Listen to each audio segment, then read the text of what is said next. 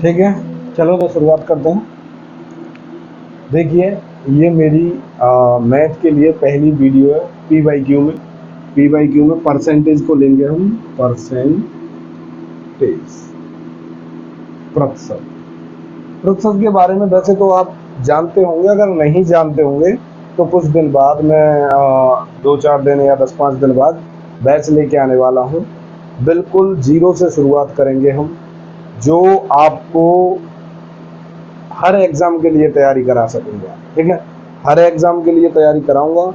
और मेरा ये मानना है कि अगर आप मेरे साथ मिलकर मेहनत करते हो तो हर वो एग्ज़ाम जहाँ पर मैथ के क्वेश्चन बनते हैं उसमें से 90 टू 95% करके आओगे, इतना मेरा मानना है। ठीक है ना। अब ये पी वाई क्यू की क्लास है तो इसमें ज़्यादा बातें नहीं करेंगे, क्वेश्चन करेंगे। ठीक है ना।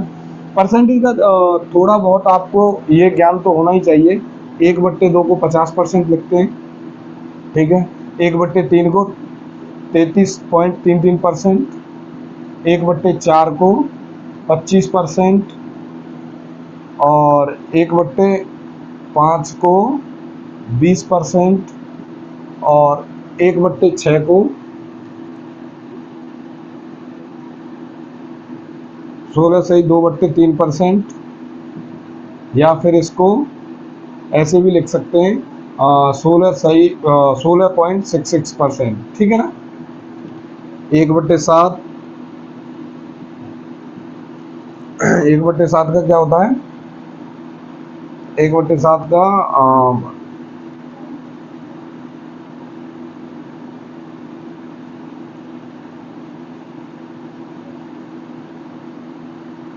1/7 का, और ये बनाते कैसे?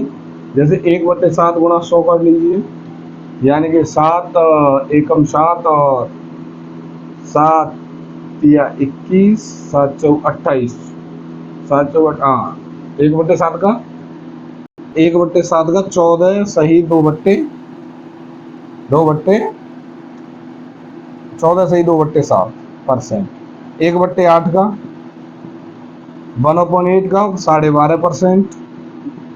इसी से 3/8, ये भी आपको याद होना चाहिए, 37.5%। कैसे? यहाँ पे 3 का इंटू हुआ तो यहाँ भी 3 का कर दिया, करके देख लेना, इतना ही आएगा। ठीक है ना। ये बेसिक है। बेसिक आपको मैं जब मैथ का बैच लाऊंगा तो उसमें बेसिक से शुरुआत करेंगे। ये कैसे बनते हैं, क्या होते हैं, ये सब सिखाया जाएगा आपको। ठीक है ना। तो क्वेश्चन की शुरुआत करते हैं। पहला क्वेश्चन,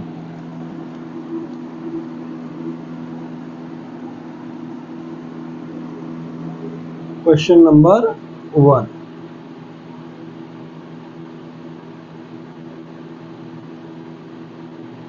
क्वेश्चन आपको दिख रहा होगा आपकी स्क्रीन पर। यदि किसी संख्या में उसका 16.66% जोड़ दिया जाए तो परिणामी संख्या 1470 हो जाती है, तो मूल संख्या ज्ञात कीजिए। इफ नंबर इज इंग्लिश में भी है। ठीक है, जो आपको करना है मैं समझा देता हूँ, आपने अगर कर लिया हो तो ठीक है, नहीं तो समझ लीजिए। ठीक है, जैसे कि कोई भी संख्या x, ठीक है, किसी संख्या में उसका जोड़ दिया जाए, यानी x का 16.66% इजकल टू 1470। तो x की वैल्यू फाउंड करनी है आपको, x की वैल्यू फाउंड करनी है। अगर इस मेथड से करोगे, ये नॉर्मल मेथड है, जब हम मैथ को पढ़ते थे, x माना किसी वस्तु वो किसी को माना x कोई संख्या, तो ऐसे करेंगे तो हो तो ऐसे भी जाएगा, पर थोड़ा समय लगेगा। दूसरा प्रकार क्या है? 16.66% का मान क्या बताया था मैंने आपको? 1/6, यही बताया था ना। तो 1/6 में प्लस, क्योंकि ये मान बढ़ा है, जोड़ दिया गया है, तो प्लस, यानी कि 6 और 1 यानी कि 7 रेशियो बराबर कितना दिया है? 1470। तो 7 से इसे काटेंगे, रेशियो बराबर कितना आ जाएगा? 7 दूनी 7 एकम 210। हमें टोटल वैल्यू फाउंड करनी है, यानी कि 6 रेशियो बराबर कितना हो जाएगा? 0, 6, 7 12 1260, यानी answer number A is correct. ठीक है, क्वेश्चन नंबर 2 देखते हैं। यदि किसी संख्या में 64 जोड़ा जाता है तो वो स्वयं का 157.14% हो जाती है। ठीक है, इसका कैसे करेंगे? जैसे कि 157.14% किसकी वैल्यू होती है? ठीक है, अगर आपको याद है तो बेलन गुण, अगर नहीं याद है तो सीधा सीधा कर लीजिए। जैसे कि x plus 14 is equal to x का 157.14%। ठीक है, x प्लस 14 x का 157.14%। ठीक है, और यहां से ये 100 है, 100 का इधर डबल 0 कर दिया, और तुम्हारा इसे काट लो किसी से कट रहा हो तो, जैसे कि 2 से, अरे काट क्यों रहे हो, सीधा ही कर दो। इधर हो जाएगा तुम्हारा 1000 x प्लस 64,000 प्लस x का 157.14x। ठीक है ना, ये x इधर जाएंगे तो घट जाएंगे, इधर बचेगा तुम्हारा 57.14x इजकल टू 64,50। ठीक है, इससे इसमें डिवाइड कर दो, जो भी आपकी संख्या आएगी। अब संख्या के लिए आपको क्या करना होगा आंसर के लिए? जैसे कि अब देखो 57 एक पहली एक बार जाएगा, 57 14, कितना बचेगा 6, और 9 में से 8, और 14 13, 13 में से 7 हो 6 0, फिर एक बार जाएगा, यानी कि एक एक किस में है? Answer number A, answer number A 112 करके देख लीजिए। ठीक है, डिजिटल सम, यूनिट डिजिट, ये उससे भी हो जाएंगे, इतनी बड़ी गणना करने की जरूरत नहीं है। और इसके कई शॉर्ट फॉर्म भी हैं जिन्हें मैं कराना तो चाहता, लेकिन लंबी वीडियो हो जाएगी, उस हिसाब से नहीं करा रहा हूँ। ठीक है ना,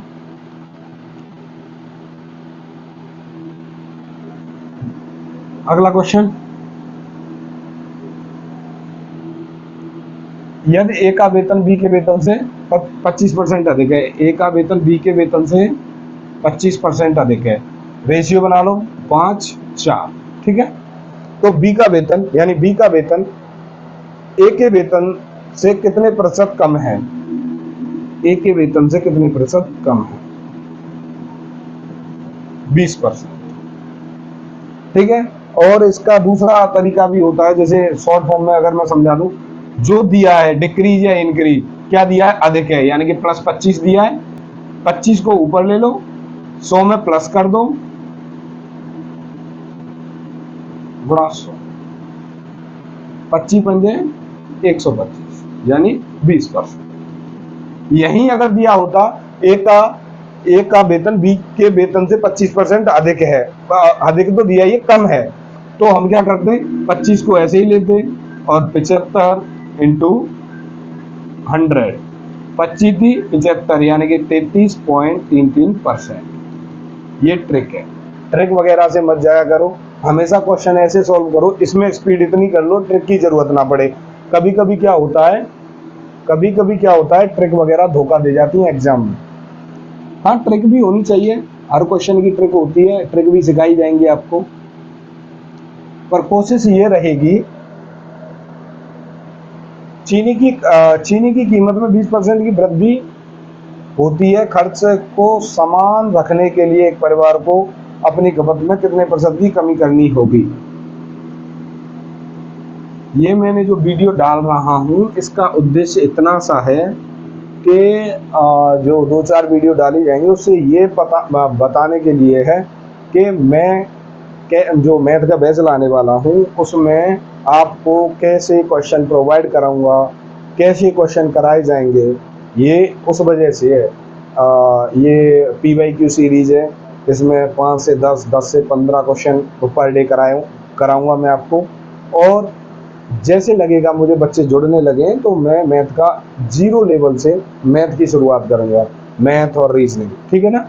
तो उसके लिए है, ठीक है। चीनी की कीमत में 20% की वृद्धि, यानी कि पहले 100 थी अब 120 हो गई, ठीक है। और खर्च को समान रखने के लिए वही एक ही बात है, 20% की वृद्धि हुई है, 120 इंटू 100, इससे ये गया दूध छिक 12, और 6 का 1/6 का मान कितना था, 1/6 का मान कितना था, 16%, ठीक है। मैंने अभी बताया था कि अगर वृद्धि दी है तो वृद्धि को ऊपर लिखेंगे और प्लस माइनस जो कुछ भी दिया है, ठीक है ना।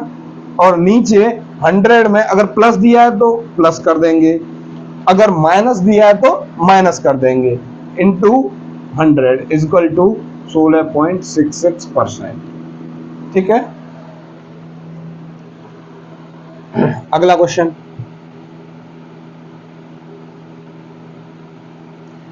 ये दिया चीनी की कीमत में 32% की बढ़ती है और एक परिवार अपनी खपत में इस प्रकार कम करता है कि खर्च 10% बढ़ता है, तो मूल खपत 12 kg थी, तो नई खपत बताइए। ये क्वेश्चन क्या है, ये बच्चों को फंसाता है, लेकिन इसको आप 100 से कीजिए। कितने परसेंट की वृद्धि है, 32% की, तो ये कितना हो गया 132। यहाँ कितने की वृद्धि है, खर्च में कितने की वृद्धि है, 10% की, यानी कि ये कितना हो गया 110। अंतर कितना हो गया 22, अंतर कितना हो गया 22। पर उसने पूछा क्या है, मूल खपत, मूल खपत 12 kg थी, तो नई खपत क्या हो जाएगी, खर्च बट्टे 132 is equal to 12 Ekam 12, 12 Ekam 12, 11, 11, 10 kg। Answer number A, ठीक है। अगर वो पूछता कि लाभ या वो जो कमी पूछता तो कमी करने के लिए 22/132 कर देते। बढ़त पूछता कि खर्च में कितने परसेंट की कमी की जाए, बढ़ती की जाए, तो ये करके हो जाता, ठीक है ना।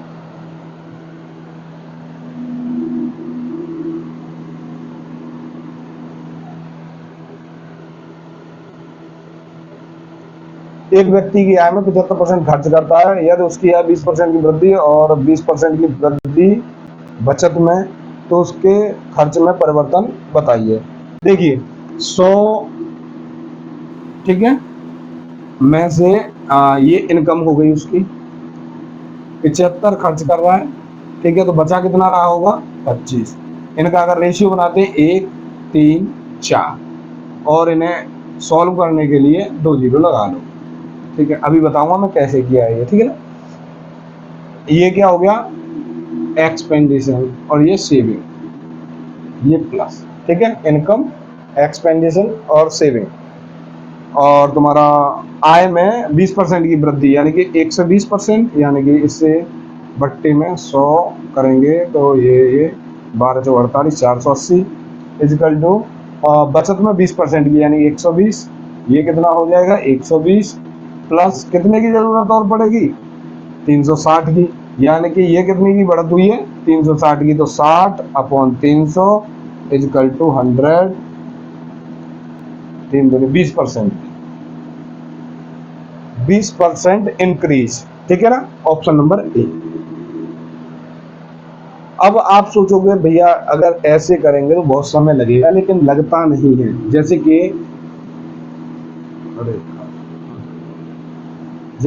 देखो, इसको समझते हैं और तरीके से। अगर 75% दिया है तो हमें समझ आता है 3/4, ये क्या है पार्ट ऑफ वैल्यू, ये क्या है मेन वैल्यू, ठीक है, मेन वैल्यू, ये पार्ट ऑफ वैल्यू। अगर कोई आदमी 4 कमा रहा है, 3 खर्च कर रहा है, तो बच कितना रहा होगा 1। और मैंने डबल जीरो क्यों लगाई इसमें, क्योंकि आसानी हो जाती है सॉल्व करने में। अगर 4 का, अगर आप जैसे कि इंक्रीज बता रहा है वो 20%, 4 का 20% निकाल दे पॉइंटों में जाता, तो पॉइंटों में क्यों करना है, 120 निकालो ना, 2 जीरो से 2 जीरो को 12 चौ 48, 480, इसका 120% निकालना है, 0 से 0 गई 120%, बचा कितना 360 चाहिए हमको। 360 यानी कि 60 किस पे बढ़ा है 300 पे, तो कितना परसेंट बढ़ गया 20%। Is that answer. ठीक है, ये समझने के हिसाब से अगर आप समझ में आता है तो वेल एंड गुड, नहीं तो कोशिश करना। देखो एक और क्वेश्चन ऐसे ही, खर्च का और बचत का अनुपात, यानी कि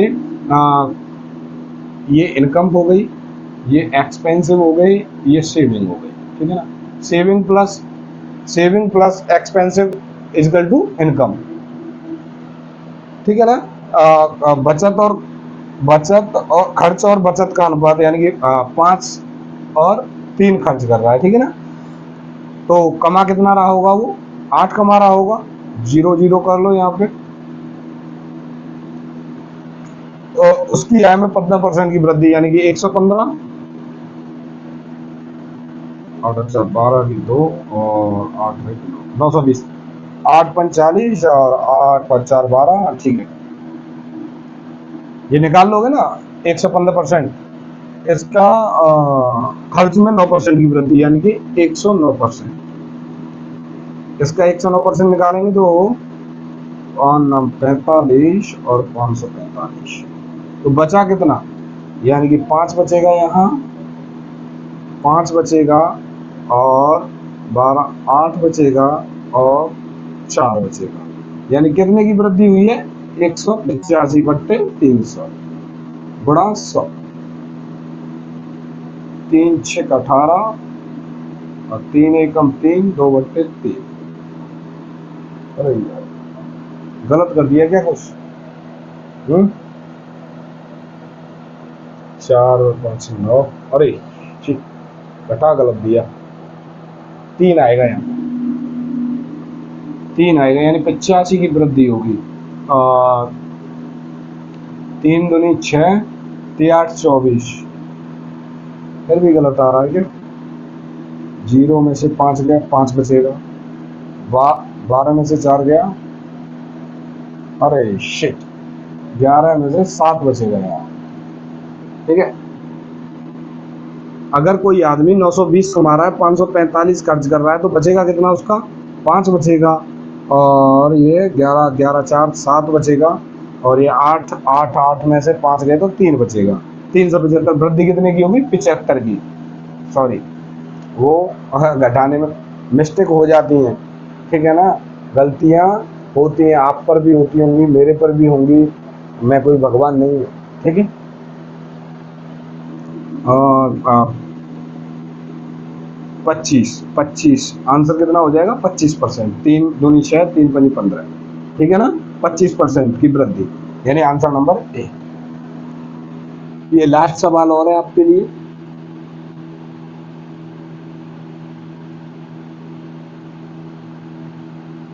वैसे इसे मैं अगली वीडियो के लिए कराने वाला था, ये आपके लिए होमवर्क रहेगा।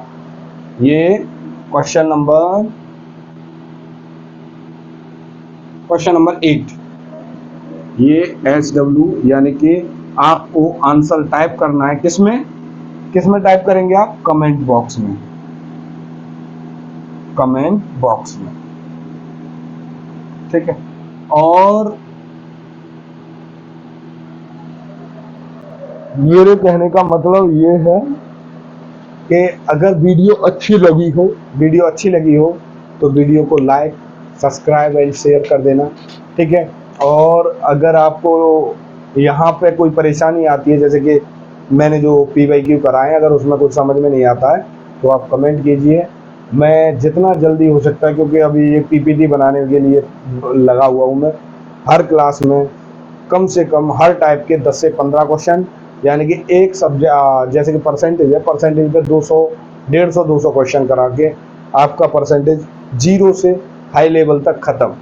बिल्कुल, और मेरी कोशिश ये रहेगी कि हर वो चीज़ समझाई जाए आपको, चाहे आप 0 से शुरुआत कर रहे हो, चाहे आप तैयारी में हो, और अगर क्लास लेते हो तो आपका नुकसान ना हो, फ़ायदा ही हो। चाहे 1% फ़ायदा हो, चाहे 10% फ़ायदा हो, पर फ़ायदा होगा। क्लास लेने से नुकसान नहीं होगा। ठीक है, जय हिंद।